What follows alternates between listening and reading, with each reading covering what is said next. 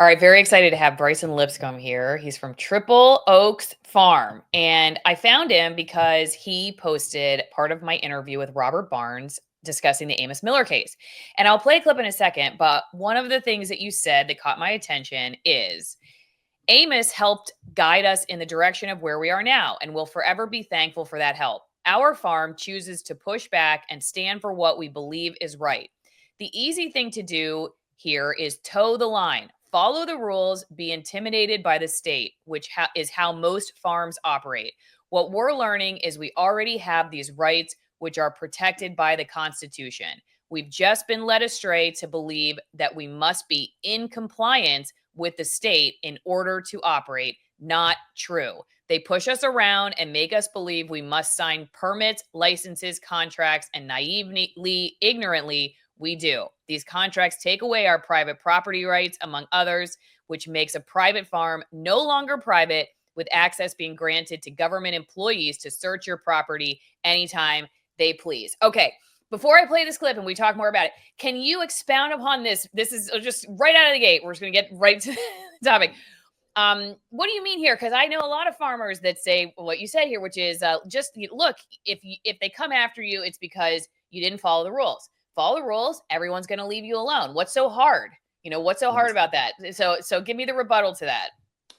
So if that line or several lines in there doesn't sound like Mark Baker, it should. It's supposed to. That's pretty much me just parroting Mark Baker and his teachings and what he's taught us. So yeah, so oftentimes, and I just want to preface this by saying, like, we are young farmers. We've only been doing this for about 3 years. We've been in business with product to market for only 2 years. So just right up front, I'm no expert. I'm not a pioneer or anything like that. I'm just trying to follow the guidance of others who have been in this field for longer than me, and be as coachable as possible. So a perfect example of that in that compliance that they want us to, their line is like, we want to bring you up to compliance.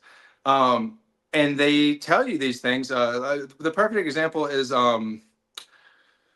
let's see, a meat handler's permit. I think they're called a little bit, differently in different states. We were told that you need to have a meat handler's permit if you're going to be selling USDA processed meat wholesale. Like if I was going to sell the little mom and pop shop down the store, 10 pounds of sausage for them to mark up and resell, I would then have to have this permit from the state. And I did it, man, because it was early on. We were just getting into the meat game, if I can call it that. And, we wanted to do the right thing, just like everybody else. We thought we were doing the right thing. And of course, so we filled out the paperwork. It was really simple. Of course, we paid our fee. And it was all really easy. And 2 weeks later, 3 weeks later, we get this government vehicle that shows up in our driveway with 3 government employees in it, and they were here to search our farm to inspect all of our meat completely unannounced. And so that was kind of like the intro to that. My first experience with a permit, and how Mark Baker describes it, and I think it's perfect. It's not a permit, it's not a license, it's a contract. And within that contract, what we don't read oftentimes or realize is that you're signing away your private property rights when you sign these permits. When they bring you up to compliance, all it is an end for them. Oh, Triple Oaks Farm has a license, a public contract that gives us access to his farm unvetted, whenever we want, unannounced, uninvited. Again, anytime they want to. And that's the truth. That is the truth. So with that particular one, I learned first case scenario, like when you sign these permits, man, you're giving the state access to your private property. And that's not the way a farm is supposed to be. I give invited guests, I give customers access to our entire property. But those are patrons, those are people that are here to support us, not pursue us. So that's kind of a little bit about those permits. And a lot of young farmers, man, you just think you have to have these things. And it can be intimidating, especially if someone from the state is putting a little pressure on you. Mm-hmm. All right, let's talk about Amos Miller real fast. So you brought up Mark Baker. He's somebody who has also been on the show. People might remember hearing from him. He has battled the state and won. He was told he couldn't raise his pigs because they were like, you know, a wild breed. And anyway, but he, even though they weren't wild pigs, they were Right. his, you know, farm pigs. But go back and watch that episode if you haven't seen it. If you're somebody who's watching this and you want to know Mark Baker, he definitely does not hold back, and he's a very fascinating guy because he learned the hard way too, and really like just got to the bottom of researching a lot of stuff, which I think let's give farmers the benefit of the doubt. They're busy. They're very busy. They don't have a ton of resources. They're just trying to keep the farm going. And so the whole like legal side of everything, doing all the reading and research, and it seems like overwhelming for probably a lot of people. And so then they think the easier way to do this is to just do what the government says and everything will be fine. What about Amos Miller uh, encouraged you to go the route of a private membership organization? How did he influence you, I guess, and how did you decide that was what you wanted to do? Yeah, great question. And before I answer that, I need to just up front, right off the top, give all acknowledgement and glory to God. We would not be here. My family would not be here. Our farm would not be in the position we're in without God, without the sacrifice of Jesus Christ. And I just want to put it out there, like if you haven't opened your Bible and you haven't read the story of Jesus, please do. It has changed my life personally. It has changed our farm. It has changed everything. So all thanks to God. I wouldn't be able to get through some of the stressful times that we um, are, have to go through in a farm without God having my back. So I need to acknowledge that. So Amos Miller, I first heard about PMAs from actually Joel Salatin on a Instagram clip. I had never heard, those three letters put together, and then the things that he was saying about it sounded just honestly too good to be true. It was like, oh my gosh, this is how a farm is supposed to be able to operate. So I started Googling and reading, and man, I was like, I wish I would have heard about this before. And then it really did sound too good to be true. So I had to find somebody who was actually doing it, not just talking about it. And that was Amos Miller.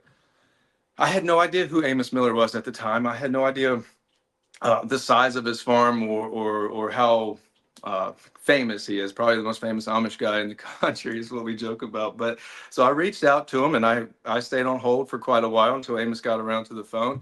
But he sure enough came and gave me about an hour of his time, and I just asked some really just probably dumb questions right up front. Just I was curious. And come to find out, Amos is used to talking about that kind of sort of thing, of course. And he helped us out with the paperwork. Essentially, our contract that we use, and it should be stated, anyone can write a contract. Um, you don't have to have a lawyer write your contract. If you personally want to write a contract and you have, the second party sign that contract and you both agree on it and it's on paper, that's good. Um, Probably better to have a a lawyer go over it and shore it up as much as they can. But Amos had already done that for us. So basically, our our contract is a blueprint of Amos's, and we're not unlike, or we're not unique in doing that. Amos has helped so many farms by doing the same thing that he did for us, basically offering over that paperwork, coaching me a little bit on how to use it.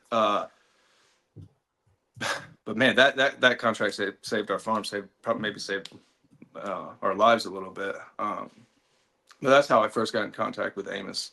And come to find out, that contract that he uses, his food club, is strong. It is sound. His paperwork is sound. What got him in trouble was, we all get a little lackadaisical, and he was forgetting to have, some people sign that contract. And dude, I'm just as guilty of that as the next man, because, if somebody walks up to your wherever you are on your farm, wherever, and they want to buy something that's, under that food club contract, the quick thing to do is just like, oh, just sign it later, just sign it later. And when you're at Amos's scale, I totally see how that can happen. So Joel just talked about it. If you're going to do something like this, you need to be really astute on your paperwork Yeah. and covering your back, which the fact that farmers have to do that to protect themselves from the government is really really crazy, and something we've been talking about lately. I don't want to just keep going on a rampage here, but something that's we've been talking about a lot lately is, and again, Salatin talks about this all the time. You go to the Rogue Food Conference, you'll learn about their phrase is circumnavigating the law and not compliance. Um,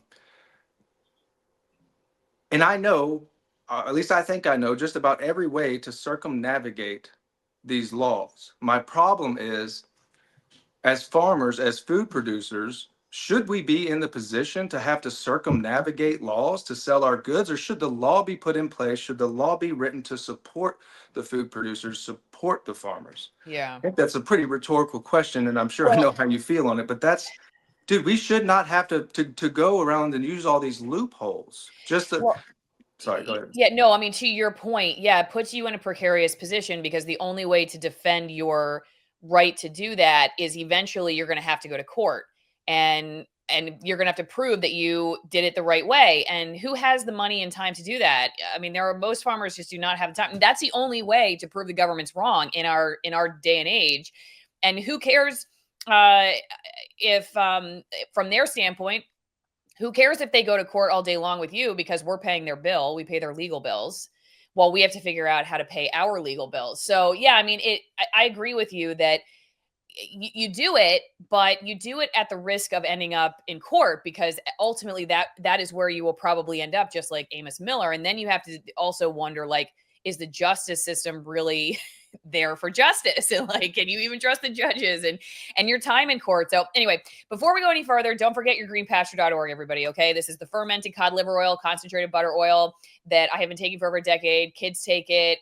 It's a great product that has helped me with I used to get cavities all the time. I go to the dentist all the time. And it is formulated the way Dr. Weston Price, biological dentist, turn of the century, was noticing a lot of cavities in his patients from industrialized processed foods. And the butter oil and the fermented cod liver oil, they work together synergistically, the vitamins and the minerals together for the best absorption for your body. So you go to greenpasture.org, use Allison at checkout, you'll get 10% off. They've got a bunch of other great products here. They've got muscle rubs and everything that are like totally natural, that's got their oils in them, like not just the essential oils, but like the skate oil or the fish oil, cod liver oil. So check out all their products, but this is what we take: the fermented cod liver oil, concentrated butter oil blend. And I can't say enough about the company and the product. They're just amazing. They're all about health, freedom, freedom of speech, and they're always available too if you have any questions too. So greenpasture.org, promo code Allison.